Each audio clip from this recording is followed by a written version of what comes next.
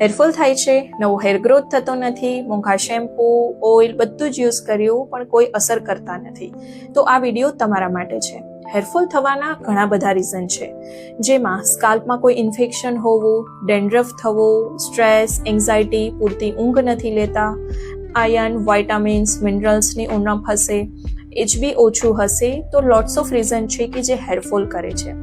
તો હેરફોલ એ કોઈ disease condition નથી, પણ આપણા બોડીમાં થતી સમસ્યાઓનું એક લક્ષણ સ્વરૂપે દેખાય છે.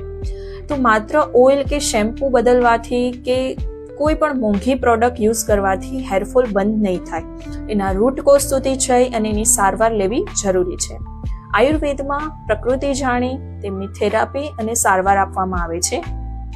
જેમ કે આયુર્વેદમાં પ્રચ્છન્ન કર્મ કીધેલું છે, એટલે કે સ્કાલ્પમાં માઇક્રો સ્ટિમ્યુલેશન કરીને બ્લડ સર્ક્યુલેશન વધારવામાં આવે છે, પ્લસ તેમાં હેર લેપ યુઝ કરવામાં આવે છે, જેમાં અમુક ભસ્મો, અમુક ઔષધ યુઝ થાય છે કે જે તમારા હેર ફોલિકલ્સને સ્ટિમ્યુલેટ કરે છે નવો હેર ગ્રોથ થવા માટે.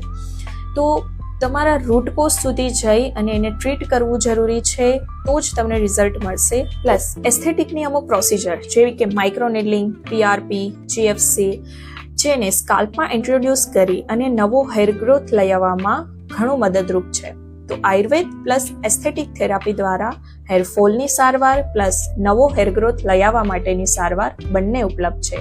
યાદ રાખો, પરમનન્ટ સોલ્યુશન ત્યારે જ મળશે જ્યારે રૂટ કોઝ સુધી જઈ અને એની સારવાર લેવામાં આવે. તમને બી હેરફોલ, હેર થિનિંગ કે હેર રીગ્રોથની કોઈ પણ સમસ્યા છે તો આજે જ અપોઇન્ટમેન્ટ બુક કરાવો નીચે આપેલા નંબર પર.